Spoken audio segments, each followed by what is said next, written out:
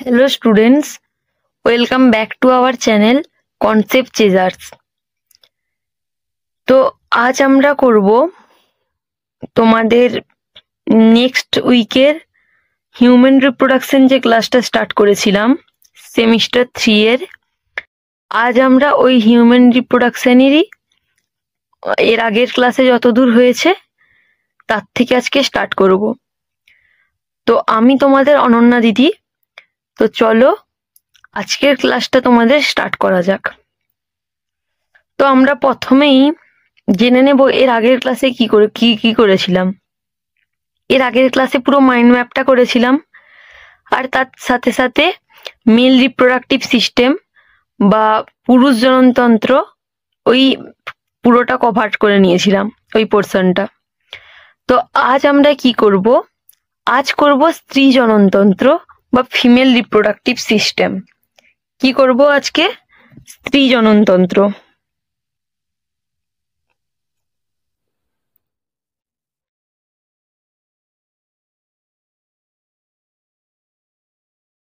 স্ত্রী জননতন্ত্র বা কি? Female reproductive system.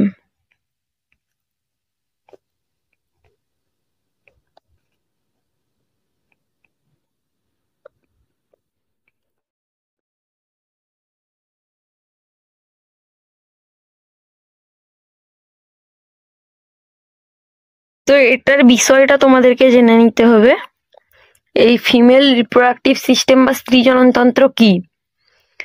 তো এই ফিমেল রিপ্রোডাক্টিভ সিস্টেম বা স্ত্রী জননতন্ত্র কি না, যেসব অঙ্গ ও গ্রন্থি স্ত্রী দেহে ডিম্বাণু উৎপাদন করে ও তা নিঃসরণ করতে বা নিষেকে সাহায্য করে, ডিম্বাণুর পরিবহনে সাহায্য করে, ভ্রূণ গঠনে সাহায্য করে এবং ইত্যাদি ইত্যাদি বিভিন্ন কাজের সঙ্গে যে যুক্ত, তাদেরকেই একসাথে মিলে করে সম্মিলিতভাবে কি বলা হচ্ছে? স্ত্রী জননতন্ত্র বা ফিমেল রিপ্রোডাক্টিভ সিস্টেম।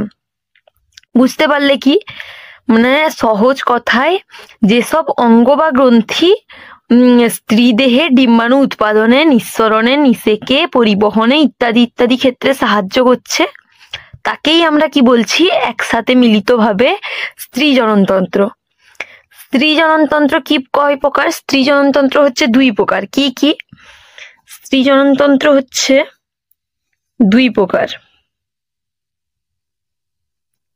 কি কি? একটা হচ্ছে প্রাথমিক জননাঙ্গ,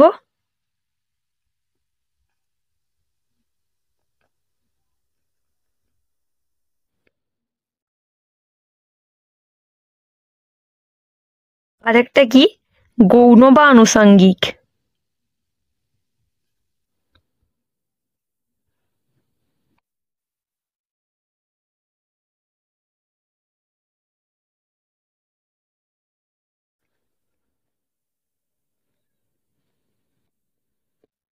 বুঝতে পারলে? একটা কি না, একটা হচ্ছে প্রাথমিক জননাঙ্গ আর একটা গৌণ বা আনুষঙ্গিক। এটাকে ইংলিশে আমরা কি টার্ম ইউজ করতে পারি? এটা হচ্ছে প্রাইমারি সেক্স অর্গান,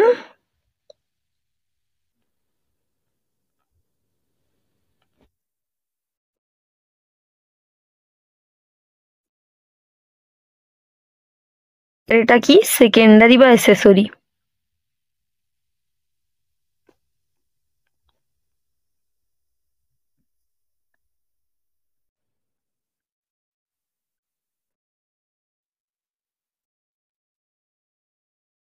তো প্রাইমারি সেক্স অর্গান বা প্রাথমিক জননাঙ্গের মধ্যে আমাদের কি পড়ছে? এটার ক্ষেত্রে আমরা কি দেখতে পাবো? আমি কি বলেছি, সে মেল হোক বা ফিমেল উভয়ের ক্ষেত্রেই প্রাথমিক বা প্রাইমারি যে কোডনটা যেখানে ইউজ হবে, সেখানে শুধুমাত্র আমাদের যেটা সবচেয়ে ইম্পর্টেন্ট বা যেটা মেন জিনিস, ওইটা ছাড়া আর কিচ্ছু হবে না। এক্ষেত্রে কি হবে? ফিমেলদের ক্ষেত্রে তাহলে কি হবে না, ডিম্বাশয়। আর মেলদের ক্ষেত্রে তাহলে কি হবে? শুক্রাশয়। ফিমেলদের ক্ষেত্রে তাহলে আমরা কি জানলাম? Primary sex organ, ডিম্বাশয়।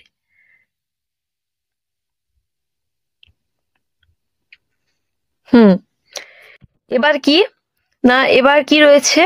গৌণ বা আনুষঙ্গিক। গৌণ বা আনুষঙ্গিক সেক্স অর্গান বা সেকেন্ডারি সেক্স অর্গানের মধ্যে কি কি পড়ছে? এর মধ্যে আমরা দেখতে পাবো তিনটে জিনিস কি কি একটু দেখে নি।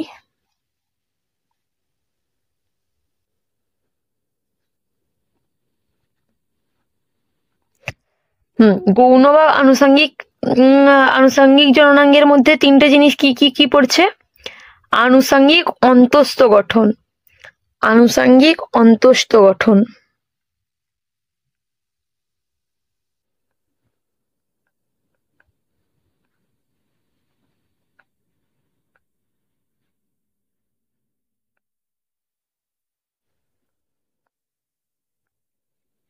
আরেকটা কি? আনুষঙ্গিক বহিস্থ গঠন।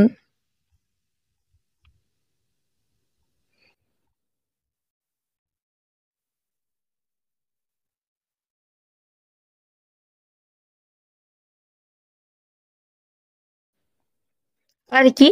সহায়ক গ্রন্থি সমূহ।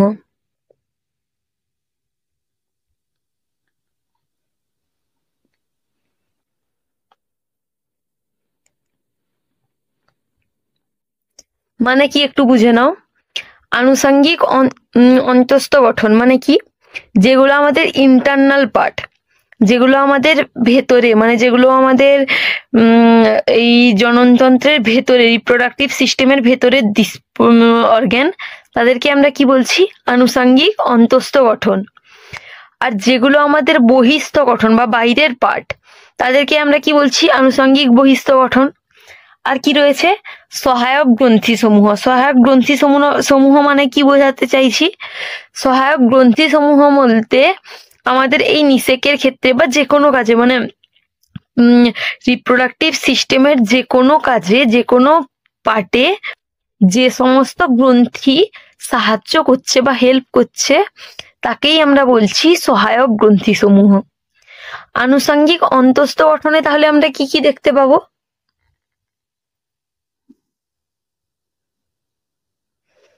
এক নম্বরে কি দেখতে পাবো? না ফ্যালোপিয়ান টিউব।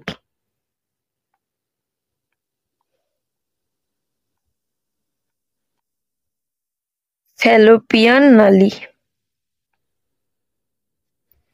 দু নম্বরে আমরা কি দেখতে পাবো? দু নম্বরে দেখতে পাবো জরায়ু।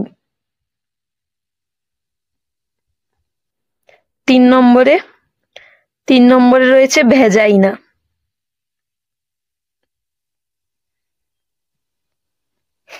আর বহিস্থ গঠনে কি কি দেখতে পাবো? বহিস্থ গঠনে আমরা দেখতে পাবো একটাই জিনিস, সেটা রয়েছে যোনিদ্বার, যেটা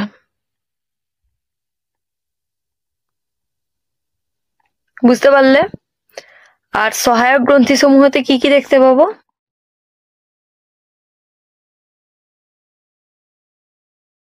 একটা হচ্ছে তোমার কি বলে সেটাকে বার্থোলিন গ্রন্থি। বার্থোলিন গ্রন্থিকে আবার আরেকভাবে কি বলা যায়? বাল্বো ভেস্টিবিউলার গ্রন্থি। ওখানে তোমাদের মেলদের ক্ষেত্রে, মেল রিপ্রোডাক্টিভ সিস্টেমে পড়েছিলে বাল্বো ইউরেথ্রাল গ্ল্যান্ড, এখানে সেরকম বাল্বো ভেস্টিবিউলার গ্ল্যান্ড বা বার্থোলিন বর্ণিত গ্রন্থি।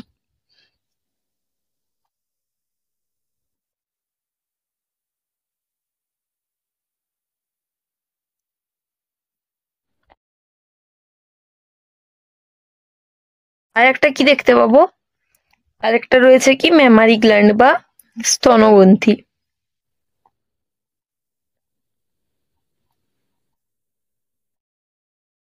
তো বুঝতে পারলে আমরা স্ত্রী জননতন্ত্রকে দুটি ভাগে ভাগ করলাম। একটা হচ্ছে প্রাইমারি সেক্স অর্গান বা প্রাথমিক জননাঙ্গ, একটা গৌণ সেক্স অর্গান বা সেকেন্ডারি জননাঙ্গ। প্রাইমারি সেক্স অর্গান বা প্রাথমিক জননাঙ্গ কি? মানে ডিম্বাশয়। সেকেন্ডারি সেক্স অর্গান বা গৌণ জননাঙ্গ কি? তিনটি ভাগে ভাগ করছি: আনুষঙ্গিক অন্তস্থ গঠন, আনুষঙ্গিক বহিস্থ গঠন আর সহায়ক গ্রন্থি সমূহ। আনুষঙ্গিক অন্তস্থ গঠন কি কি? ফ্যালোপিয়ান টিউব, জরায়ু, ভ্যাজাইনা। আর বহিস্থ গঠন কি কি? যোনিদ্বার। আর সহায়ক গ্রন্থি বার্থোলিন গ্রন্থি আর স্তন গ্রন্থি। এরপর আমরা কি পড়বো? এরপর আমরা পড়বো কি ডিটেলসে? কার ডিটেলসে?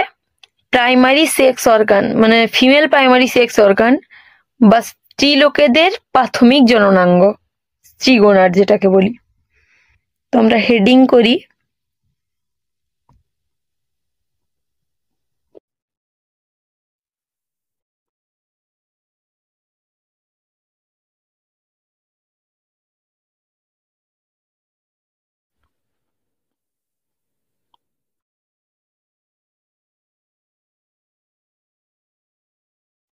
বা ফিমেল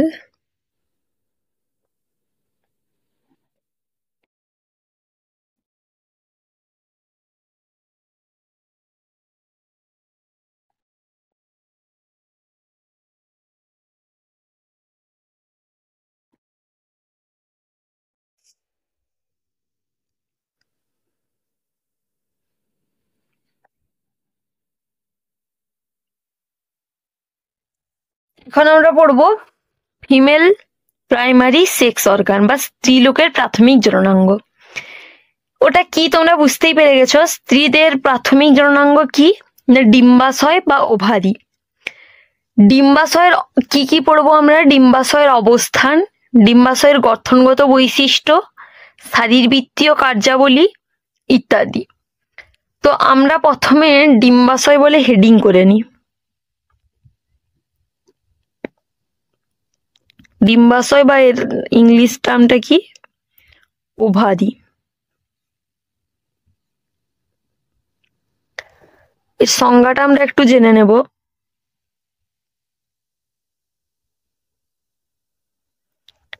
এর সংজ্ঞাটা কি না স্ত্রী দেহের শনি গহ্বরে অবস্থিত ডিম্বাকৃতি যে জননাঙ্গের মধ্যে স্ত্রী জনন কোষ বা ডিম্বাণু উৎপন্ন হয়।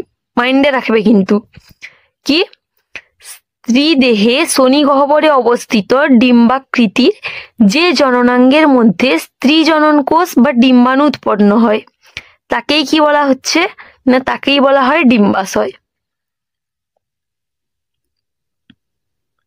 কি বললাম? স্ত্রী দেহের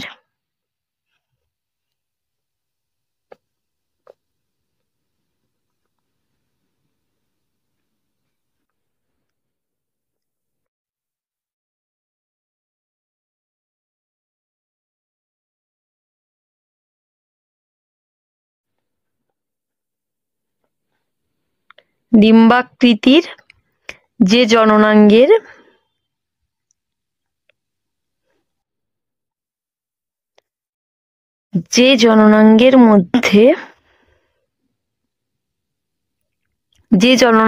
মধ্যে স্ত্রী জনন কোষ বা ডিম্বাণু উৎপন্ন হয়।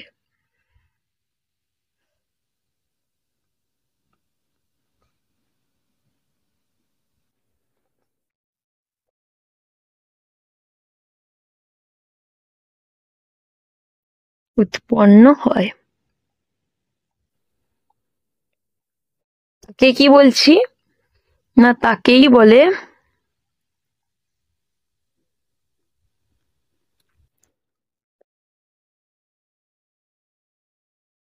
ডিম্বাশয়। বুঝতে পারলে?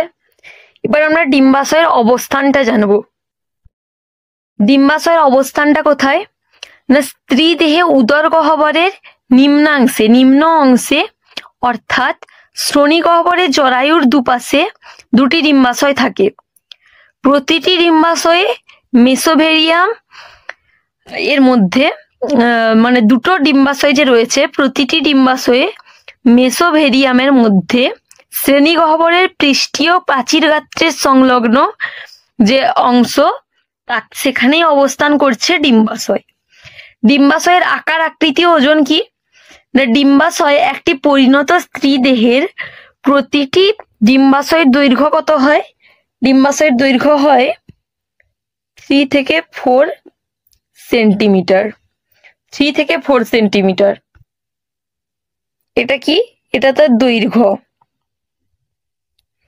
প্রতিটি ডিম্বাশয়ের দৈর্ঘ্য 3 থেকে 4 সেন্টিমিটার। আর প্রস্থে কত হয়? 1.5 to 2 সেন্টিমিটার। আর উচ্চতাতে 1.25 to 2 সেন্টিমিটার। বুঝতে পারলে? এবারে বহির্গঠন কিরকম না, এক হচ্ছে স্ত্রী দেহে বর্তমান প্রতিটি ডিম্বাশয়ের দুটি প্রান্ত, সম্মুখ প্রান্ত ও পশ্চাৎ প্রান্ত। দুটি প্রান্ত কি কি? সম্মুখ প্রান্ত একটা, আর একটা হচ্ছে পশ্চাৎ প্রান্ত, এন্টেরিয়র এন্ড পোস্টেরিয়র এন্ড। আর দুটি মেরু রয়েছে, কি কি? ঊর্ধ্ব মেরু বা আপার পোল, নিম্ন মেরু বা লোয়ার পোল। আর দুটি তল, মধ্যবর্তী তল বা মিডিয়ান সারফেস বা পার্শ্বীয় তল বা ল্যাটারাল সারফেস। প্রত্যেক ডিম্বাশয়ের সম্মুখ প্রান্তে জরায়ুর পার্শ্বদেশে অবস্থিত প্রশস্ত লিগামেন্ট বা বর্ডার লিগামেন্ট এর সঙ্গে পেরিটোনিয়াম এর ভাঁজ দ্বারা ঝুলন্ত অবস্থায় থাকে। এই ভাঁজকে কি বলে? এই ভাঁজকেই বলা হয় মেসোভেরিয়াম অংশ বা মেসোভেরিয়াম, এই ভাঁজটাকেই বলে। এই অংশের মাধ্যমে কি হয় না, রক্তবাহ, লসিকাবাহ, স্নায়ু ইত্যাদি ডিম্বাশয়ে প্রবেশ করে বা নির্গত হয়। ডিম্বাশয়ের পশ্চাৎ প্রান্তটিকে মুক্ত প্রান্তও বলে। এই প্রান্তটি উত্তল আকৃতি বিশিষ্ট হয়। আর নিম্ন প্রান্ত এটা জরায়ুর ওপরের দিকের থাকে। এর সঙ্গে কি নিম্ন প্রান্তের ওপরের দিকে পার্শ্বদেশে ডিম্বাশয়ের যে লিগামেন্ট সেটা যুক্ত হয়। ডিম্বাশয় মানে লিগামেন্টের মাধ্যমে যুক্ত হয়, তাই ওই ডিম্বাশয়ের প্রান্তটিকে কি বলা হয়? জরায়ু। আর কি প্রান্ত বুঝতে পারলে তোমরা? আর কি আরেকটা হচ্ছে ওভারিয়ান ফসা। ওভারিয়ান ফসা কি না, প্রত্যেকটা ডিম্বাশয়ের পার্শ্বীয় তল শ্রেণীগহ্বর পেরিটোনিয়াম পর্দায় বর্তমান একটি অবতল খাঁজে প্রবিষ্ট। এই অবতল খাঁজকেই কি বলা হয়? অবতল খাঁজটাকেই বলা হয় ওভারিয়ান ফসা। ওভারিয়ান ফসাটা কি তাহলে তোমরা বুঝতে পারলে? আর এটার মানে কি বলবো, ডিম্বাশয়ের জার্মিনাল এপিথেলিয়াম আর টিউনিকা অ্যালবুজিনিয়া এই ডিম্বথলি পিতগ্রন্থি ধাত্র অন্তর্কোষ নিয়ে গঠিত এই ওভারিয়ান ফসাটা। এরপর আমরা কি পড়বো? ডিম্বাণু উৎপাদন। একটা পরিণত স্ত্রী দেহের ডিম্বাশয়ের কাজটাই হচ্ছে, কাজের প্রথম পয়েন্টই হচ্ছে কি না, ডিম্বাণু উৎপাদন। স্ত্রী দেহে তোমার যতক্ষণ থেকে যৌন জীবনকাল শুরু হচ্ছে তখন থেকে বার্ধক্য কাল অবধি ডিম্বাণু উৎপাদন হয়। মানে বার্ধক্য কাল অবধি বলতে তোমার 45 to 55 ইয়ার এজ অবধি, মানে বার্ধক্য কালের ঠিক আগে মুহূর্তে অবধি ডিম্বাণু উৎপাদন হয়। বা এই প্রক্রিয়াটাকে, ডিম্বাণু উৎপাদনের প্রক্রিয়াটাকে কি বলা হয়? উজেনেসিস। উজেনেসিস তোমরা পরে ডিটেলসে পড়বে। আর হরমোন সংশ্লেষণ ও নিঃসরণে সাহায্য করে। মানে এটা কি? মানে স্ত্রী দেহে বয়ঃসন্ধিকাল থেকেই শুরু করে বা তার পরবর্তী সময়ে 3 ধরনের হরমোন ক্ষরিত হয়। কি কি? ইস্ট্রোজেন, প্রোজেস্টেরন আর রিল্যাক্সিন হরমোন। এই 3টে হরমোন ছাড়া, ইস্ট্রোজেন, প্রোজেস্টেরন, রিল্যাক্সিন হরমোন ছাড়াও ডিম্বাশয় থেকে আরো 3টি হরমোন ক্ষরিত হয়। কি কি? টেস্টোস্টেরন, অ্যাক্টিভিন ও ইনহিবিন। এই হরমোনগুলো ক্ষরিত হয়। এই হরমোনগুলো ক্ষরণে সাহায্য করছে কে না, ডিম্বাশয়। এরপর আমরা কি করব? আনুষঙ্গিক গঠন বা সেকেন্ডারি সেক্স অর্গান।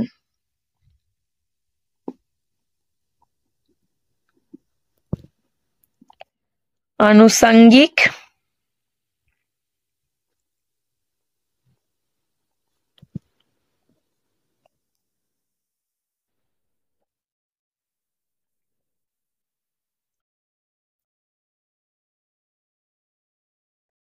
বুঝতে পারলে?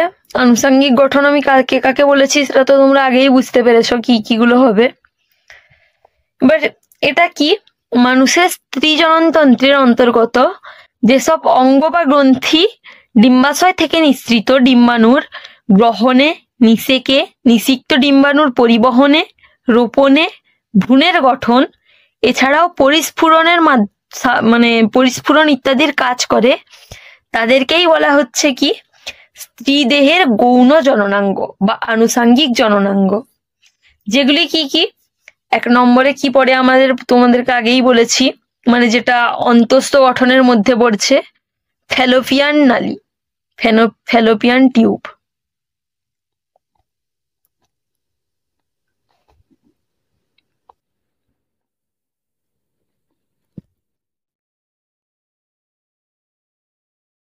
ফ্যালোপিয়ান নালী, এই ফ্যালোপিয়ান নালীটা কি না, স্ত্রী দেহে উদর গহ্বরের নিম্নাংশে পেরিটোনিয়াল গহ্বরে জরায়ুর দুপাশে একটি করে দুটি পেশিবহুল নালী থাকে, যেটা কি ডিম্বাশয়ের কাছাকাছি মুক্ত হয়, তাদেরকেই বলা হচ্ছে ফ্যালোপিয়ান নালী বা ডিম্বনালী। এটি কি মানে এটির চারটি অংশ প্রধানত কি কি, ইউটেরাইন অংশ, ইস্থমাস, অ্যাম্পুলা, ইনফান্ডিবিউলাম, আর একটা বলা হয় তার নিচের দিকে যেটা থাকে ফিমরি বা অস্ট্রিয়াম। তো কি ইউটেরাইন অংশটা কি, ইউটেরাইন অংশ হলো জরায়ুর প্রাচীর গাত্রের সংলগ্ন ফ্যালোপিয়ান নালীর অংশ বিশেষ। বুঝতে পারলে, জরায়ুর প্রাচীর গাত্রের সংলগ্ন থাকে এটা। ইস্থমাস কি, ইস্থমাস হচ্ছে ইউটেরাইনের পরবর্তী অংশ, যেটা ফ্যালোপিয়ান নালীর মধ্যাংশও যাকে বলা হয় ইস্থমাসটাকে। তারপর কি অ্যাম্পুলা, অ্যাম্পুলা কি, অ্যাম্পুলা হচ্ছে ফ্যালোপিয়ান নালীর ইস্থমাসের আবার পরবর্তী অংশ, মানে এটা একটা ভাগ। হয়তো এটা একটা আমি একটা ধরে নিলাম যে এটা একটা নালী, যেটা হচ্ছে ফ্যালোপিয়ান নালী, এত দূর অংশটাকে বলা হচ্ছে ইউটেরাইন অংশ, এত দূর অংশটাকে বলা হচ্ছে ইস্থমাস, এটাকে বলা হচ্ছে অ্যাম্পুলা, আর এই জিনিসটাকে বলা হচ্ছে ইনফান্ডিবিউলাম।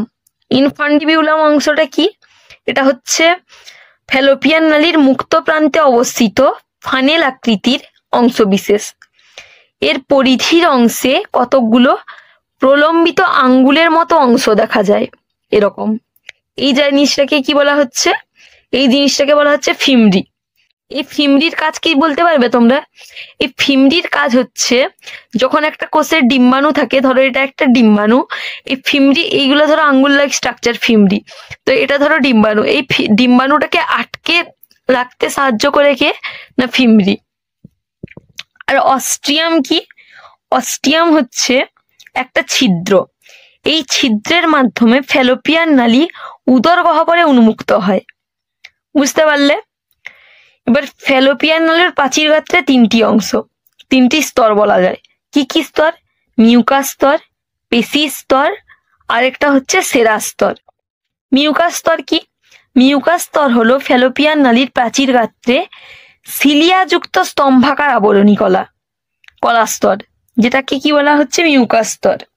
আর পেশি স্তর কি, পেশি স্তর হচ্ছে ফ্যালোপিয়ান নালীর প্রাচীর গাত্রে মধ্যবর্তী স্তর, এটা দুভাগে বিভক্ত, একটা হচ্ছে অনুদৈর্ঘ্য পেশি স্তর আর একটা বৃত্তাকার পেশি স্তর।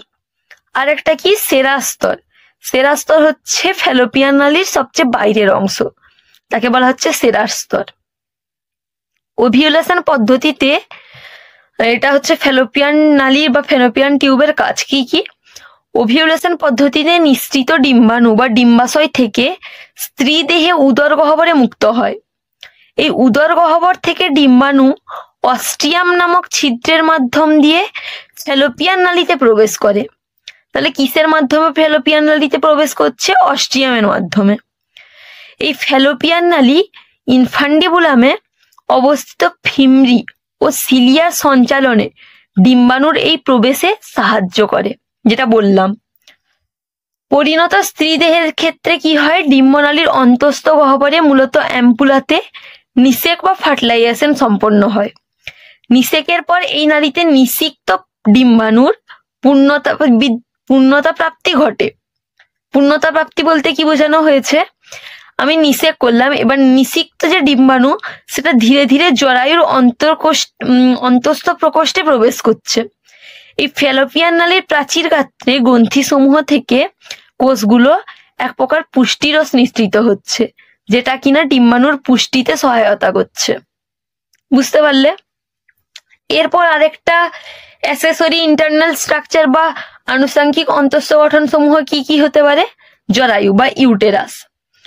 জরায়ু বা ইউটেরাস কি, জরায়ু বা ইউটেরাস তোমরা প্রত্যেকে দেখেছো তার স্ট্রাকচারটা কিরকম হয়। জরায়ু বা ইউটেরাসের এরকম খানিকটা।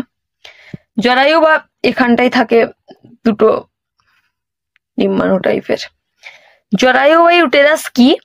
স্ত্রী দেহে উদর গহ্বরের নিম্নাংশে পেলভিস অঞ্চলে মূত্রাশয় ও মলাশয় দিয়ে মলাশয়ের মধ্যবর্তী স্থানে যে লম্বাটে ত্রিকোণাকৃতি অঞ্চল দেখা যায়, অঙ্গ দেখা যায়, তাকেই বলা হচ্ছে জরায়ু। এই জরায়ু অনেকটা কিসের মতো দেখতে জানো? ইনভার্টেড পেয়ার বা নাশপাতির মতো দেখতে। এই জরায়ুর দৈর্ঘ্য কত বলতো? এই জরায়ুর দৈর্ঘ্য হচ্ছে 7.5 সেমি, এটা দৈর্ঘ্য। আর তার ব্যাস বলা যায় 5 সেন্টিমিটার। আর ওজন এই জরায়ুর প্রায় 30 থেকে 40 গ্রাম। বুঝতে পারলে? এই জরায়ুর কি কি অংশ? 3টি অংশ, ফান্ডাস, বডি আর একটা সার্ভিক্স। এই অংশটাকে বলা হচ্ছে বডি, এটাকে বলা হচ্ছে সার্ভিক্স। আর এই যে এই অংশটা, এই পোর্শনটা, এটাকে বলা হচ্ছে ফান্ডাস। বুঝতে পারলে? ফান্ডাস কি? এটি জরায়ু উপরের দিকে উত্তল গম্বুজাকার, যেটা বললাম উত্তল গম্বুজাকার অংশ, এটা এই অংশটাকে বলা হচ্ছে ফান্ডাস। আর বডি কি? এটি জরায়ুর মধ্যবর্তী পুরু প্রাচীর বিশিষ্ট একটি পেশিবহুল অংশ। আর সার্ভিক্স এটি নিচের দিকে 3 থেকে 4 সেন্টিমিটার দীর্ঘ, 2 সেন্টিমিটার ব্যাস বিশিষ্ট, যা ভ্যাজাইনাতে গিয়ে মুক্ত হচ্ছে। বুঝতে পারলে? এরপর আমাদেরকে জানতে হবে জরায়ুর কি কি স্তর নিয়ে গঠিত। জরায়ু 3টি স্তর, এন্ডোমেট্রিয়াম, মায়োমেট্রিয়াম, পেরিমেট্রিয়াম। পেরিমেট্রিয়ামটা হচ্ছে সবচেয়ে বাহিরের প্রাচীরের স্তর, যেটা একদম বাইরে থাকে, পেরিমেট্রিয়াম। তারপর কি? মায়োমেট্রিয়াম। এই মায়োমেট্রিয়ামই অনেকটা ভূমিকা পালন করে। মায়োমেট্রিয়াম কি করে? মাঝখানের লেয়ার একটা। মায়োমেট্রিয়াম জরায়ুর প্রাচীর গাত্রে মধ্যবর্তী স্তর, যা অসংখ্য অরেখ পেশি দ্বারা গঠিত। এই মায়োমেট্রিয়ামটা তোমরা জানতে পারবে যখন ডিউরিং প্রেগনেন্সি টাইমে মায়োমেট্রিয়ামটাই অ্যাকচুয়ালি অনেকটা সাপোর্ট প্রোভাইড করে, সেটা পরে পড়বে তোমরা। আর এন্ডোমেট্রিয়াম কি? এন্ডোমেট্রিয়াম হচ্ছে পুরো একদম প্রথমের যে লেয়ারটা, ভেতরের লেয়ারটা, যেটাই অ্যাকচুয়ালি আমরা যখন বলি মেনস্ট্রুয়েশনের সময়, ওটাই এন্ডোমেট্রিয়ামটাই অ্যাকচুয়ালি আমাদের ভঙ্গুরিত অবস্থায় বাইরে বেরিয়ে আসে। তো এগুলার কাজ কি? কাজ হচ্ছে ডিম্বাণু, নিষিক্ত ডিম্বাণুকে ব্লাস্টোসিস অবস্থা থেকে জরায়ুর প্রাচীর গাত্রে এন্ডোমেট্রিয়ামে রোপিত করা। এন্ডোমেট্রিয়ামের মধ্যেই থাকে ডিম্বাণুটা, তোমরা জানো। আর রোপিত ভ্রূণকে বেষ্টন করে এন্ডোমেট্রিয়াম স্তরে প্লাসেন্টা গঠিত হয়। এই প্লাসেন্টার মাধ্যমে ভ্রূণ মাতৃদেহ থেকে পুষ্টি সরবরাহ করে, যার ফলে ধীরে ধীরে ভ্রূণের বিকাশ ঘটে। এই গর্ভবতী স্ত্রীর দেহে জরায়ু রোপিত ভ্রূণের জরায়ুর প্রসারণ ঘটে। জরায়ুর প্রাচীন গাত্রে মায়োমেট্রিয়াম, এই যে বললাম মায়োমেট্রিয়ামের এই যে স্তরটা, মাঝের যে স্তরটা, এটা মসৃণ পেশির ক্রিয়াশীলতায় জরায়ুর প্রসারণ সংঘটিত করে। গর্ভবতী মায়েদের জরায়ুর মধ্যে বর্ধনশীল ভ্রূণকে যান্ত্রিক আঘাত থেকে রক্ষা করে। গর্ভাবস্থার শেষের দিকে যখন প্রাচীর গাত্রে মায়োমেট্রিয়াম স্তরটা মসৃণ হয়ে আসে, তখন সংকোচন ঘটায়, এর ফলে সন্তান প্রসবে সাহায্য ঘটে। বুঝতে পারলে? তো এরপর আমরা কি পড়ব? এরপর আরেকটা যেটা অংশ আছে অন্তঃস্থ গঠন সমূহের, কি না যোনি বা ভ্যাজাইনা। দাঁড়াও, তোমাদের একটু নিচ থেকে লিখি, বুঝতে সুবিধা হবে। আরেকটা কি অংশ রয়েছে? যোনি বা ভ্যাজাইনা।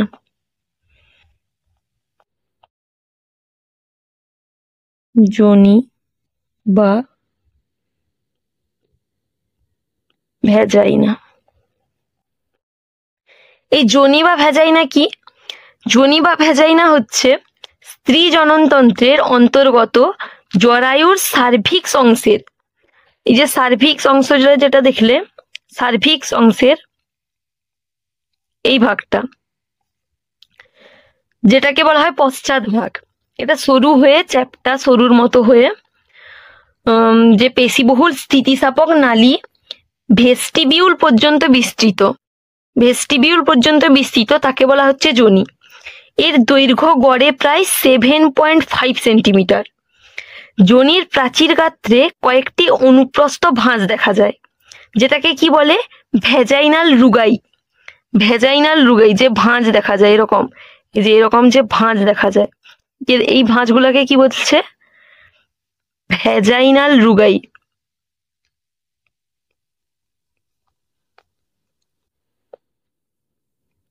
ভ্যাজাইনাল রুগাই। আর যোনিটা একটি ছিদ্রের মাধ্যমে উন্মুক্ত হয়, এই ছিদ্রটাকে কি বলে ভেস্টিবিউল।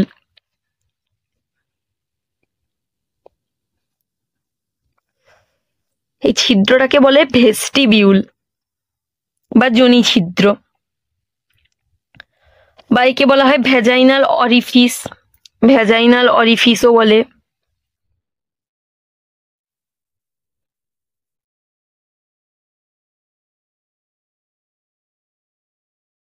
ভ্যাজাইনাল অরিফিস, বুঝতে পারলে? তো হাইমেন যোনি ছিদ্র একটি পাতলা পর্দা দ্বারা, যোনি ছিদ্রের মধ্যে একটি পাতলা পর্দা দ্বারা আবৃত থাকে, সেই পর্দাটা কি বলছে হাইমেন পর্দা। ওই পর্দাটা মানে তোমরা জেনে থাকবে বিভিন্ন কারণেই ছিঁড়ে যেতে পারে। এর ক্ষেত্রে হয়তো অনেকজন মানুষের কি বলবো, ওটা বাদ দাও, আমি আলাদা প্রসঙ্গে যেতে চাই না। তো একটা হাইমেন পর্দা থাকে যেটা বিভিন্ন কারণে ছিঁড়ে যেতে পারে। তারপরে কি কলাস্থানিক গঠন, প্রধানত 4টি স্তর দেখা যায়। কি কি? সরেখ মানে আইসাকার আবরণী কলা স্তর, আর একটা হচ্ছে লেমিনা প্রোপিয়া, আর একটা হচ্ছে পেশি স্তর বা মাস্কিউলারিস, আর একটা হচ্ছে অ্যাডভেন্টিসিয়া। তো এর কাজগুলো আমরা জেনে নেব যোনির। যোনি কি যৌন মিলনে সাহায্য করে। যৌন মিলনের সময় স্ত্রী দেহে যোনি অংশেই শুক্রাণুটার সংবলিত বীর্যের নিক্ষেপণ ঘটে। যোনিপথেই দেহের মানে রজস্রাব যেটা হয় বা মেনস্ট্রুয়াল সাইকেল, সেটা কিন্তু যোনিপথের মাধ্যমেই দেহের বাইরে নির্গত হয়। আর প্রেগনেন্সি অবস্থায় যে পার্চুরেশন হয়, সন্তান প্রসব হয়, সেটা যোনির মাধ্যমেই হয়। আর যোনির প্রাচীর গাত্রে আবরণী কলা স্তরে গ্লাইকোজেন সঞ্চিত থাকে, তাই ওই অংশে ল্যাক্টোব্যাসিলাস, অ্যাসিডোফিলাস ইত্যাদি ব্যাকটেরিয়া বাস করে। এরা কি করে, এরা সন্ধান প্রক্রিয়ায় গ্লাইকোজেন থেকে ল্যাকটিক অ্যাসিড উৎপন্ন করে। কি থেকে? গ্লাইকোজেন থেকে, গ্লাইকোজেন থেকে ল্যাকটিক অ্যাসিড।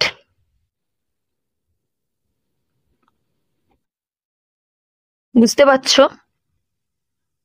গ্লাইকোজেন থেকে ল্যাকটিক অ্যাসিড উৎপন্ন করে, যার ফলে আম্লিক পরিবেশ যোনিকে বিভিন্ন রোগ সৃষ্টিকারী জীবাণুর হাত থেকে রক্ষা করে। ফলে কি হয়, ওই যে ভ্যাজাইনার যে ট্র্যাকটা, ওই ভ্যাজাইনার ট্র্যাকটা কি হয়ে যায়, অ্যাসিডিক টাইপের, আম্লিক টাইপের হয়ে যায়। এর ফলে কি হয় না, যদি বাইরে থেকে কোনো জীবাণু আক্রমণ করতে আসে, তাহলে ওই যে ভ্যাজাইনা অংশটা ওই অ্যাসিড থাকার কারণে অ্যাসিড বেস মিশ্রিত হয়ে তো সেটার ওই জীবাণুর থেকে হাত থেকে রক্ষা করতে সাহায্য করে। ওয়ান অফ টাইপ ফ্যাগোসাইটোসিস প্রক্রিয়া গঠন করে। এরপর আমরা কি জানবো, আনুষঙ্গিক বহিস্থ গঠন সমূহ।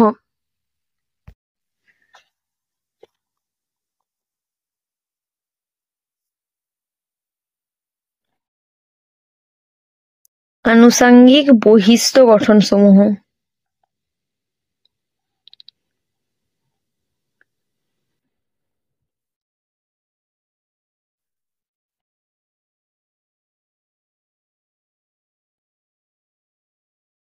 এটা কি? আনুষঙ্গিক বহিস্থ গঠন সমূহ মানে কি, এক্সটার্নাল স্ট্রাকচার, যেটা কি স্ত্রী দেহের গৌণ জননতন্ত্রের আনুষঙ্গিক বহিস্থ গঠন বলতে কি বোঝায়, সেই অংশকে বোঝায় যেখানে যোনি ছিদ্র বা মূত্র ছিদ্র উন্মুক্ত হয়। একে যোনিদ্বার বা ভালভাও বলে, ভালভা বা যোনিদ্বার। যেটা তোমাকে বলেছিলাম, এর একটাই অংশ তোমাদেরকে বলেছিলাম,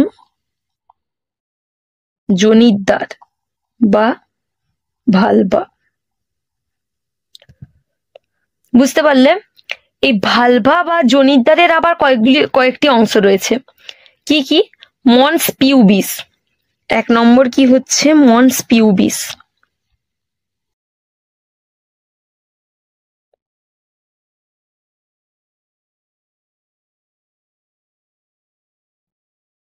মন্স পিউবিস। মন্স পিউবিসটা কি?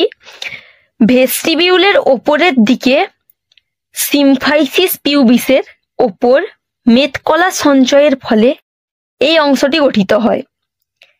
এর ওপরে পিউবিক লোম বা পিউবিক হেয়ার সৃষ্টি হয় মন্স পিউবিসের ওপরে। বুঝতে পারছো কোন মানে কি বলতে চাইছি? তারপর কি বলে? লেবিয়া। এরপর কি রয়েছে? লেবিয়া। লেবিয়াটা কি?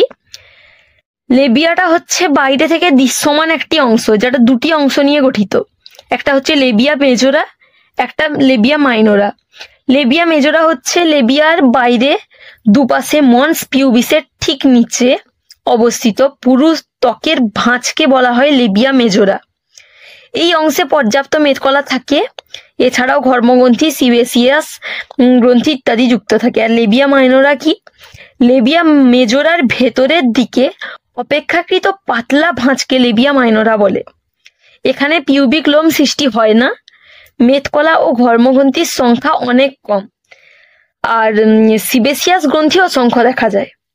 এরপরে কি রয়েছে? এরপরে রয়েছে ভেস্টিবিউল।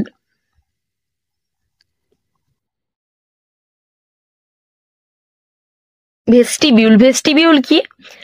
ভালভার ভেতরের দিকে লেবিয়া মাইনোরার অভ্যন্তরের চ্যাপ্টা প্রশস্ত অঞ্চলকে বলা হয় ভেস্টিবিউল। এর মাধ্যমে স্ত্রীদেহে মূত্রছিদ্র, যোনিছিদ্র বাহিরে উন্মুক্ত হয়। তারপরে কি রয়েছে? ক্লাইটোরিস।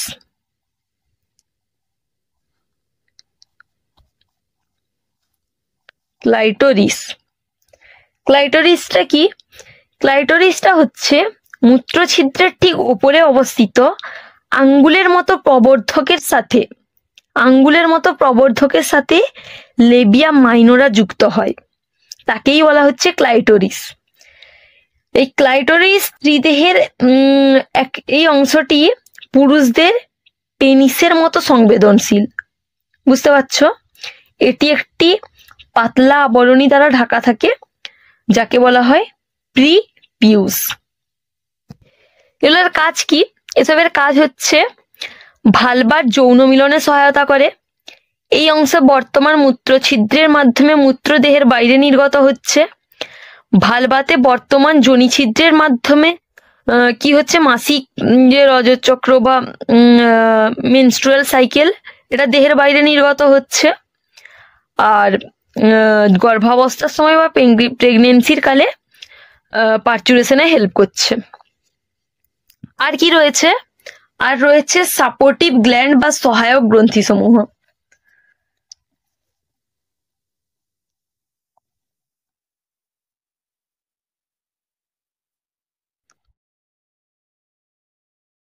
সহায়ক গ্রন্থি সমূহ বলতে কি বোঝানো হয়? আমি প্রথমেই বলেছি কি গ্রন্থি? একটা বার্থলিন গ্রন্থি।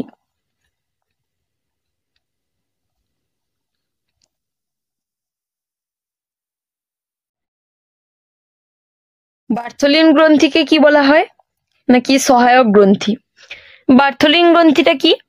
লেবিয়া মাইনোরার পশ্চাৎ ভাগে যোনিছিদ্রের দুপাশে দুটি ক্ষুদ্র লালচে হলদে বর্ণের গ্রন্থি অবস্থান করে। এদের বার্থলিন বা বর্ণিত গ্রন্থি বলা হয়, বা কি বলা হয়? বাল্বো ভেস্টিবিউলার গ্রন্থি। এর কাজ কি? এর কাজ হচ্ছে বার্থলিন গ্রন্থি থেকে ক্ষরিত রস বা সান্দ্র যা ওই অঞ্চলে মূত্রের ত্বককে প্রশমিত করে। আর কি? বার্থলিন বর্ণিত গ্রন্থিতে পিচ্ছিল মিউকাস নিঃসৃত হয়, যা সংলগ্ন অঞ্চলকে পিচ্ছিল করে রাখতে সাহায্য করে। আরেকটা কি? আরেকটা যেটা বলেছি, ম্যামারি গ্ল্যান্ড বা স্তনগ্রন্থি।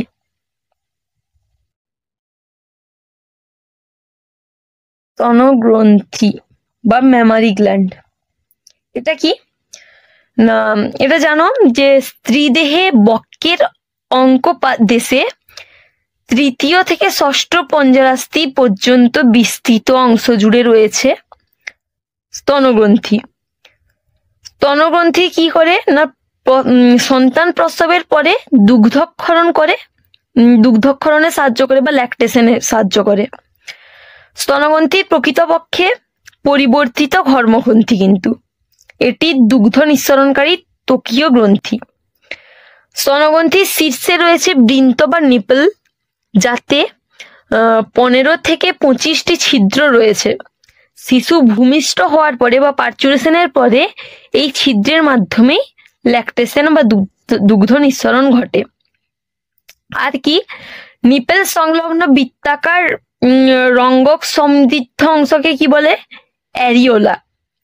এই অংশে বৃত্তাকার পেশি, স্নায়ুর প্রান্ত, সিবেসিয়াস বা অ্যারিওলার গ্রন্থি বর্তমান থাকে।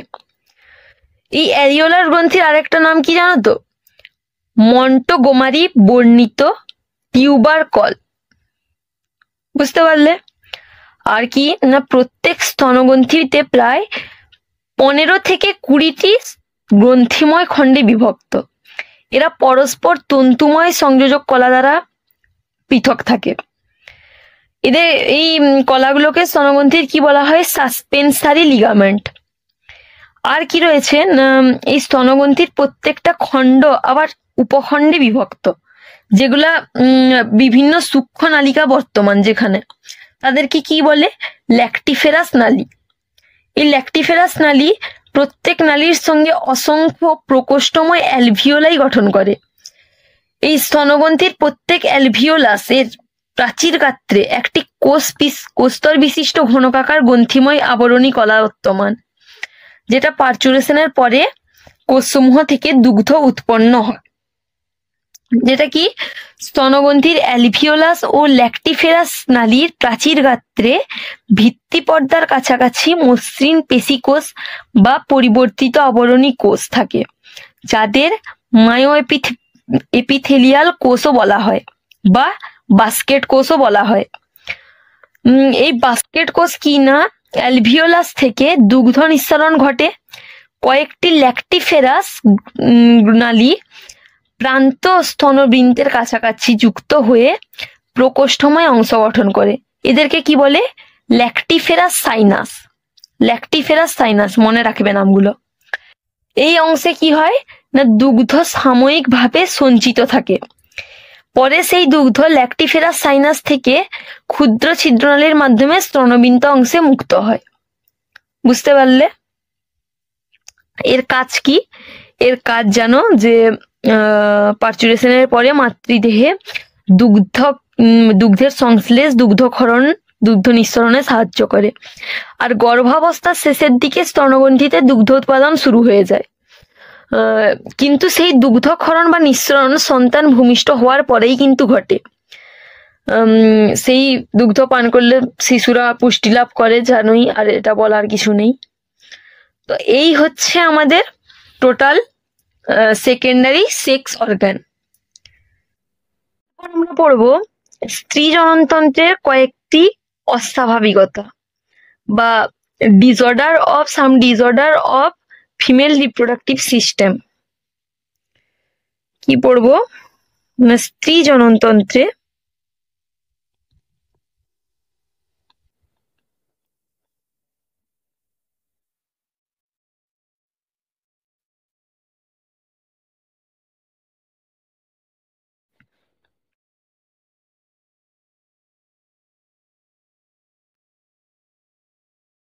অস্বাভাবিকতা।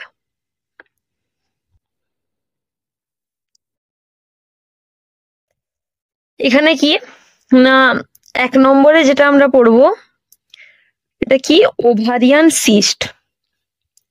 এটার নাম এখনকার সময়ে তোমরা অনেকেই পরিচিত এই নামটার সাথে, ওভারিয়ান সিস্ট। এই ওভারিয়ান সিস্ট কি? ওভারিয়ান সিস্ট হচ্ছে তরলপূর্ণ থলি, এক প্রকারের তরলপূর্ণ থলি, যেটা ডিম্বাশয়ের মধ্যে সৃষ্টি হয়। এগুলি সাধারণত 30-45 বছরের মহিলাদের দেখা যায়, কিন্তু এখনকার সময়ে এই জেনারেশনে তোমরা জানতে পারবে খুব কম বয়সে, মানে প্রায় 17, 18, 19, 20 বছর বয়সের ক্ষেত্রেও, মেয়েদের ক্ষেত্রেও এই পিসিওএস সমস্যা বা ওভারিয়ান সিস্ট দেখা যায়। এটা কি হরমোন ক্ষরণের অস্বাভাবিকতাতে, এই অস্বাভাবিকতাই হচ্ছে এই সিস্টের প্রধান কারণ। এই হরমোনযুক্ত ওষুধের মাধ্যমে এটা চিকিৎসা সম্ভব হয়। এই ওভারিয়ান সিস্ট সংখ্যায় অনেক হলে একে কি বলে? পলিসিস্টিক ওভারি বা syndrome, polycystic ovary syndrome, PCOS. বুঝতে পারলে ওভারিয়ান সিস্ট কি? এরপর আমরা পড়ব এন্ডোমেট্রিওসিস।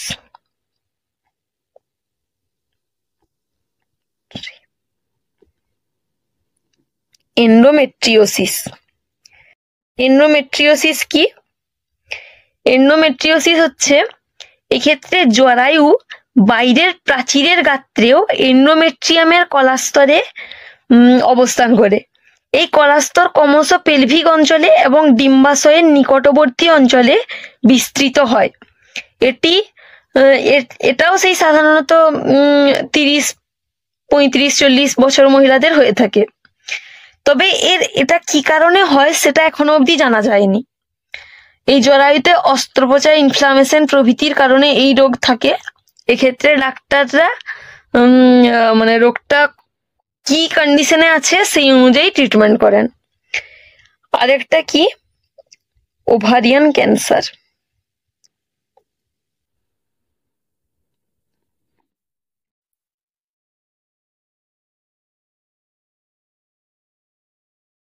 ওভারিয়ান ক্যান্সার, এই ওভারিয়ান ক্যান্সারটা কি? ওভারিয়ান ক্যান্সার হচ্ছে এই যে ওভারিয়ান সিস্ট যে বললে, এই যে ওভারিয়ান সিস্ট, এই ওভারিয়ান সিস্ট গুলোই বৃদ্ধিপ্রাপ্ত হয়ে কি সৃষ্টি করে? টিউমার। এই টিউমার গুলো অনেক সময় ম্যালিগনেন্ট প্রকৃতির হয় ও এর থেকেই সৃষ্টি হয় ক্যান্সার। এটা যদি ফার্স্ট স্টেজে ধরা পড়ে তাহলে কেমোথেরাপি, রেডিওথেরাপি ইত্যাদির মাধ্যমে ঠিক করা যায়। তারপরে হয়তো ওভারি বাদ দিতে হয়। আর কি রয়েছে? আর হয়েছে ইনফার্টিলিটি বা বন্ধ্যাত্ব।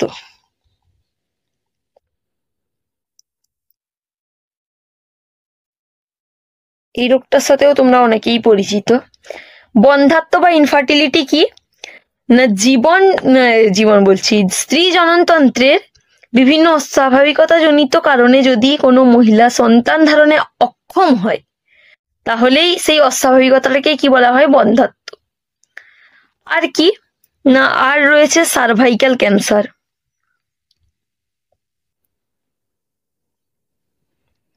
সার্ভাইকাল ক্যান্সার,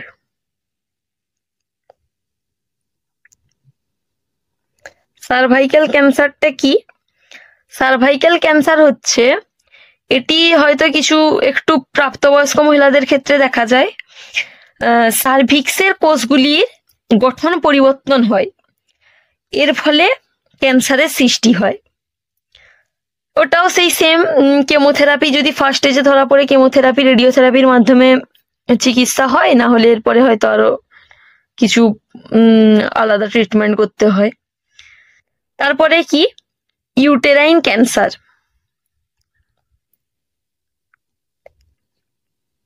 এগুলো কিন্তু প্রত্যেকটাই খুব মারাত্মক রোগ, মারাত্মক অস্বাভাবিকতা।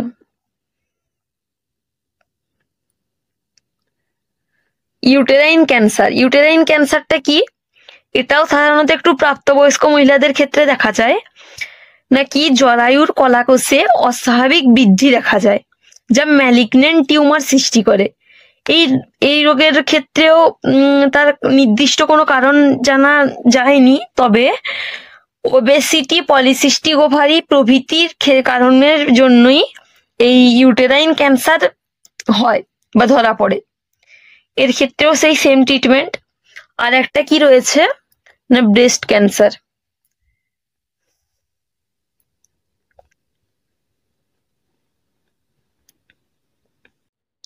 ব্রেস্ট ক্যান্সার এটা কি? এটা হচ্ছে এই রোগে স্তনগ্রন্থিতে অতিরিক্ত মাংসপিণ্ড সৃষ্টি হয়, যা ম্যালিগনেন্ট প্রকৃতির হলে তা সেই ক্যান্সার সৃষ্টি করে। তো এতগুলো রোগের সম্বন্ধে আমরা জানতে পারলাম, প্রত্যেকটা রোগের সম্বন্ধে আমরা ডিটেলসে জানলাম। তো এরপর আমরা কি পড়বো, এরপর যে প্রাইমারি সেক্স অর্গানগুলো রয়েছে ডিম্বাশয়, শুক্রাশয়, এগুলোর আণুবীক্ষণিক গঠন সম্পর্কে জানবো আমরা। এরপর আমরা কি পড়বো, এরপর আমরা পড়বো শুক্রাশয়ের আণুবীক্ষণিক গঠন।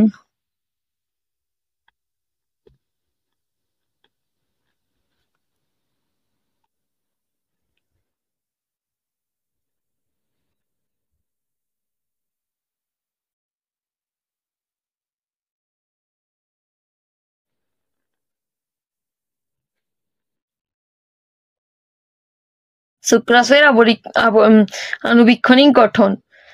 তো শুক্রাশয়ের আণুবীক্ষণিক গঠন আমরা পর্যবেক্ষণ করলে প্রথমে দেখতে পাবো ওটা কাভারিং, শুক্রাশয়টা যে কাভারিং দিয়ে আবৃত। শুক্রাশয় সাধারণত দুটি আবরক দ্বারা আবৃত, একটা হচ্ছে টিউনিকা অ্যালবুজিনিয়া আর একটা টিউনিকা ভাস্কুলোসা। টিউনিকা অ্যালবুজিনিয়া কি? টিউনিকা অ্যালবুজিনিয়া হচ্ছে সব থেকে বাইরের আবরণী স্তর। এটি কোলাজেন তন্তু বা শ্বেততন্তু সমৃদ্ধ অংশ, আর এটি ইলাস্টিন তন্তুও থাকে এর মধ্যে। আর কি টিউনিকা ভ্যাসকিউলোসা কি? টিউনিকা ভাস্কিউলোসা হচ্ছে টিউনিকা অ্যালবুজিনিয়ার ভেতরে আবরণী স্তরটি রক্তজারক সমৃদ্ধ হয়, তাকেই বলা হয় টিউনিকা ভাস্কুলোসা। কাজ কি না, কাজ হচ্ছে টিউনিকা অ্যালবুজিনিয়া ও টিউনিকা ভাস্কুলোসার কাজ কি? এদের কাজ হচ্ছে শুক্রাশয়ের আভ্যন্তরীণ অংশসমূহকে রক্ষা করা। আর টিউনিকা ভাস্কিউলোসার কাজ কি? টিউনিকার ভাস্কিউলোসার কাজ রক্তের মাধ্যমে কি করা না, রক্তের মাধ্যমে শুক্রাশয়ের কোষগুলিকে পুষ্টি সরবরাহ করা। আবরণ। এরপরে আমরা কি জানবো, সেমিনিফেরাস নালিকা বা সেমিনিফেরাস টিবিউল।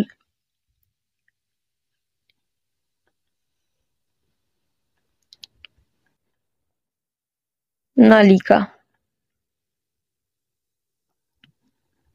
সেমিনিফেরাস নালিকা। সেমিনিফেরাস নালিকা কি?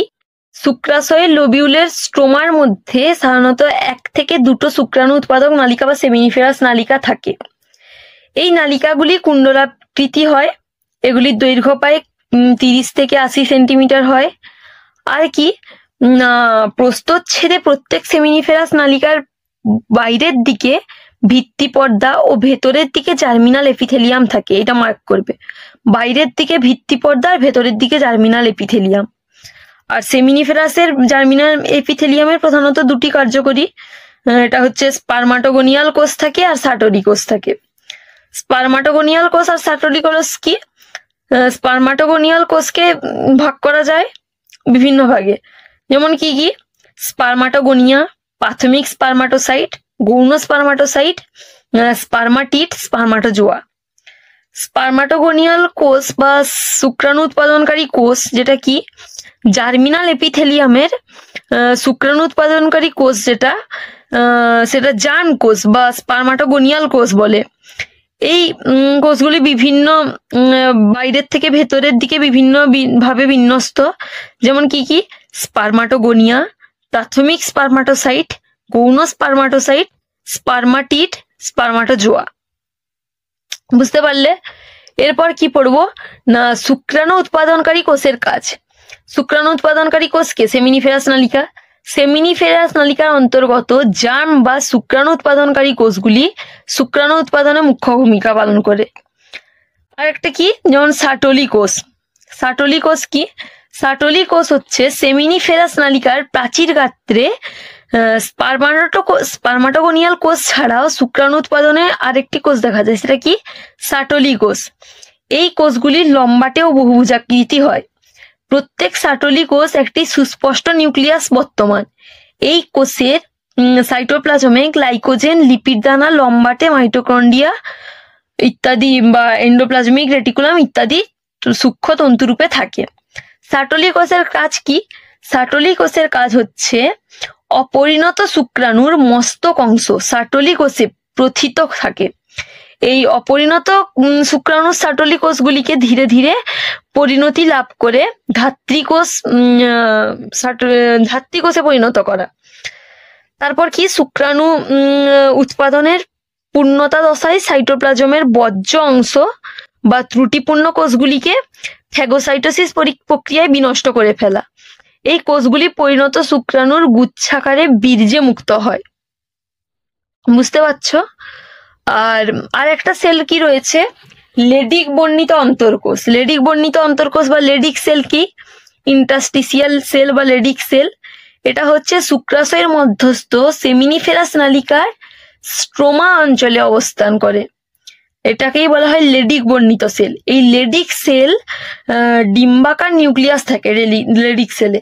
প্রতিটি নিউক্লিয়াসে 1টা থেকে 3টে করে নিউক্লিয়াস বর্তমান। এই সাইটোপ্লাজমে মসৃণ endoplasmic reticulum, Golgi apparatus, lysosome ইত্যাদি থাকে। এই লেডিক সেলের কাজ কি? লেডিক সেলের কাজ হচ্ছে আমাদের বিভিন্ন হরমোন নিঃসরণে সাহায্য করে, যেমন টেস্টোস্টেরন বা ডাইহাইড্রোস টেস্টোস্টেরন। এই অ্যান্ড্রোজেন অধিক মাত্রায় খরিত করে। এই অ্যান্ড্রোজেনগুলি অল্প মাত্রায় নিঃসৃত হয়, সেগুলি হলো অ্যান্ড্রোস্টোনিডিয়ন ও ডাইহাইড্রো এপিঅ্যান্ড্রোস্টেরন ইত্যাদি। এই হরমোনগুলো নিয়ন্ত্রণ করে। বুঝতে পারলে? এরপর আমরা পড়ব ডিম্বাশয়ের আণুবীক্ষণিক গঠন।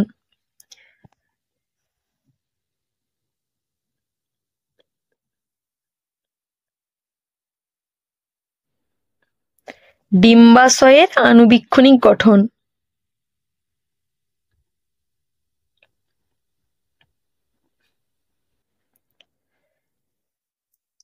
ডিম্বাশয়ের আণুবীক্ষণিক গঠন বলতে কি বোঝানো হয়েছে না, ডিম্বাশয়ের প্রথমেই যেটা বলে জার্মিনাল এপিথেলিয়াম।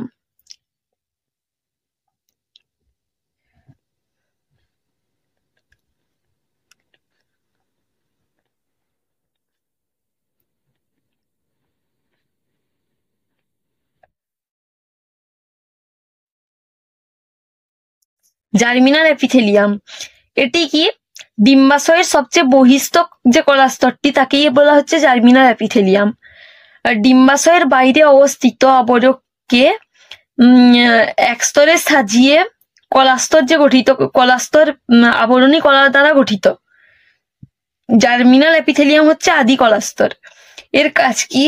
ভ্রূণ অবস্থায় শিশুকন্যার এই স্তর থেকেই উগনিয়া বা আদি স্ত্রী জননকোষ সৃষ্টি হয়, যা পরবর্তীকালে বিভিন্ন ধাপে সৃষ্টি করে ডিম্বাণু পরিবর্তন করতে সাহায্য করে। আর কি রয়েছে না, টিউনিকা অ্যালবুজিনিয়া।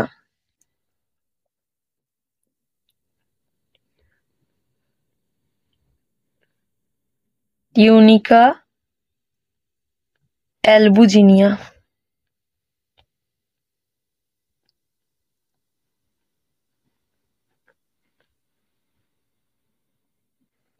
টিউনিকা অ্যালবুজিনিয়া কি? টিউনিকা অ্যালবুজিনিয়া হচ্ছে জার্মিনাল এপিথেলিয়ামের ঠিক ভেতরে অবস্থিত ডিম্বাশয়ের একটি পাতলা সংযোজক কলাস্তর। পুংদেহে শুক্রাশয়ের অনুরূপ একটি কলাস্তর থাকে, কিন্তু স্ত্রী দেহে মানে ডিম্বাশয়ের ক্ষেত্রে এটি স্তরের সংখ্যায় কম থাকে আর অধিক মাত্রায় কলাজেন তন্তু থাকে। এর কাজ কি? ডিম্বাশয় আবরক রূপে কাজ করে আর ডিম্বাশয়ের ভেতরে বিভিন্ন স্তরগুলিকে রক্ষা করে। এরপর কি না, এরপর রয়েছে ধাত্র বা স্ট্রোমা। এই ধাত্র বা স্ট্রোমা কি? এটার বিভিন্ন অংশ নিয়ে গঠিত, যেমন কর্টেক্স, মেডালা। এই ধাত্র বা মেডালা বা কর্টেক্স কি? স্ট্রোমার যে অঞ্চলটি টিউনিকা অ্যালবুজিনিয়ার কাছাকাছি তাকে বলা হয় কর্টেক্স অঞ্চল। যাদের কি মানে কিছু কিছু ক্ষেত্রে দেখা যায় ডিম্বথলি বিনষ্ট হয়ে যায়। এক্ষেত্রে এই অঞ্চলে যাদের অ্যাট্রেটিক ডিম্বথলি বলে, এই অঞ্চলে কিছু মাকুর মতো আকৃতি বিশিষ্টও দেখা যায়। মেডালা কি? মেডালা হচ্ছে ডিম্বাশয়ের মাঝামাঝি অঞ্চলে অবস্থিত যে অংশটি তাকে বলা হয় মেডালা। এই অঞ্চলটিতে স্নায়ু, রক্তবাহ, তন্তুময় কলা বা লসিকাবাহ অল্প সংখ্যক অনৈচ্ছিক পেশিবস্তু বর্তমান থাকে। এর কাজ কি? ডিম্বাশয় ধাত্র বা বিভিন্ন প্রকার ডিম্বথলি ধারণ করে। ধাত্র অংশটি পুষ্টি প্রদান বা পুষ্টি সরবরাহে ভূমিকা পালন করে। এরপর কি রয়েছে? ডিম্বাশয় ফলিকল বা ডিম্বথলি।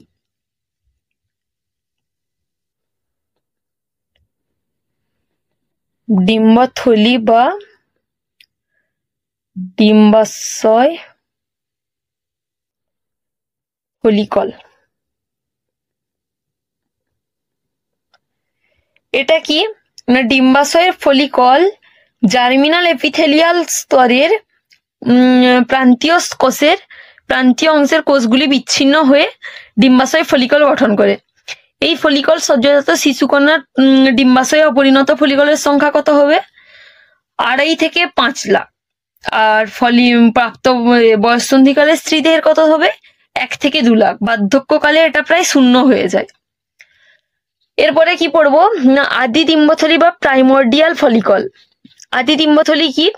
বয়ঃসন্ধিকালের আগে স্ত্রী দেহে ডিম্বাশয়ের যে অংশ অপরিণত ফলিকল বিক্ষিপ্ত অবস্থায় স্ট্রোমা অংশে থাকে তাকেই বলা হয় আদি ডিম্বথলি। এই আদি ডিম্বথলির কেন্দ্রে প্রাইমারি উসাইট অবস্থান করে। এই আদি ডিম্বথলিতে প্রাইমারি উসাইটের চারপাশে বাকি কোষগুলি এক সারিতে সজ্জিত থাকে, একে বলে ফলিকিউলার এপিথেলিয়াম। এই প্রাইমারি ফলিকল কি? প্রাইমোর্ডিয়াল ফলিকল জানলে এরপরে কি প্রাইমারি ফলিকল। প্রাইমারি ফলিকল কি না? বয়ঃসন্ধিকালেও তার পরবর্তী সময়ে এফএসএইচ দ্বারা নিয়ন্ত্রণাধীনে আদি ডিম্বথলির একস্তরীয় ফলিকিউলার এপিথেলিয়ামের কোষগুলি সংখ্যায় বৃদ্ধি পায়। এই ডিম্বাশয়ের এই প্রকার ডিম্বথলিকে বলা হয় প্রাইমারি ডিম্বথলি বা প্রাথমিক ডিম্বথলি। এর প্রকোষ্ঠকে বলা হয় অ্যান্ট্রাম। আর অ্যান্ট্রাম গঠিত না হলে এদেরকে কি বলে? পিঅ্যান্ট্রাল ফলিকল।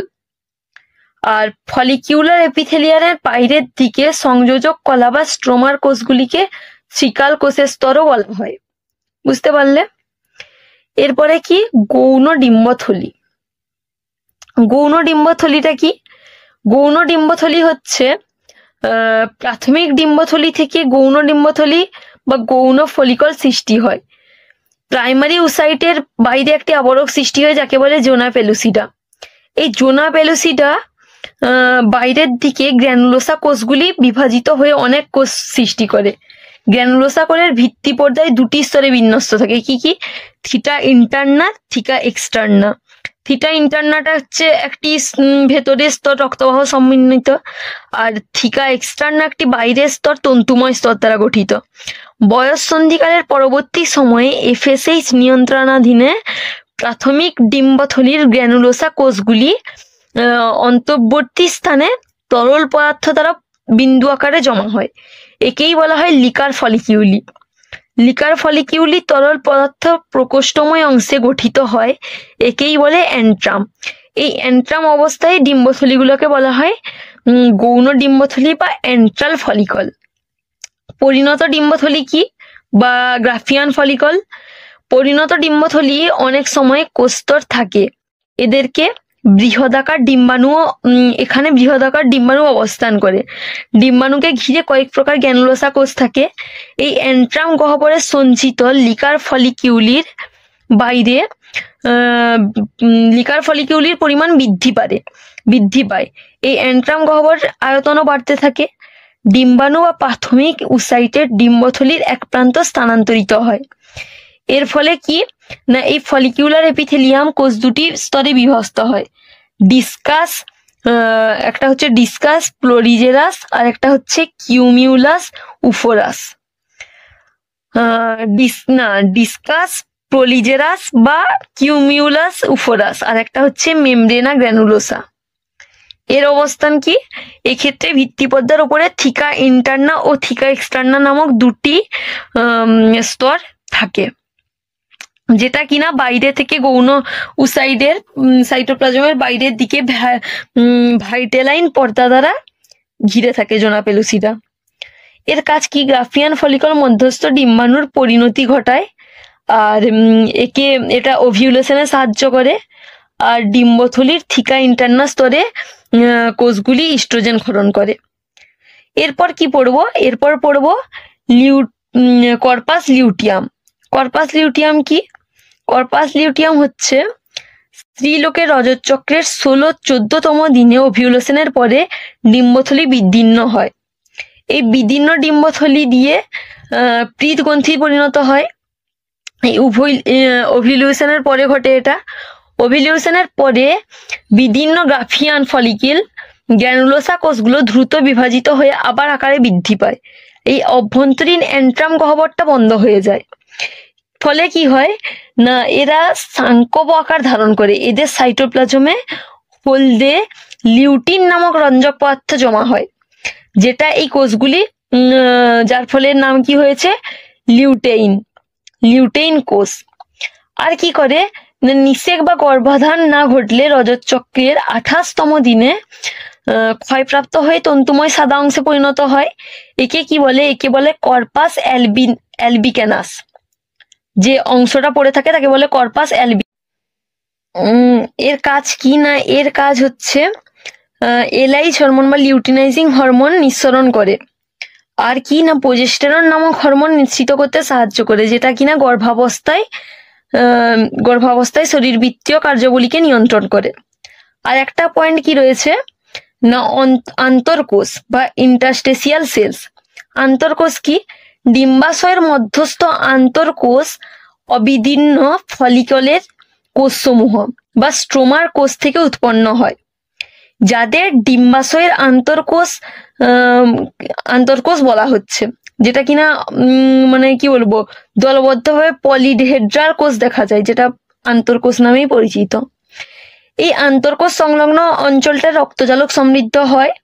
এই কোষের সাইটোপ্লাজম অসংখ্য লিপিড দানা বা এন্ডোপ্লাজমিক রেটিকুলাম দ্বারা অঙ্গাণু থাকে।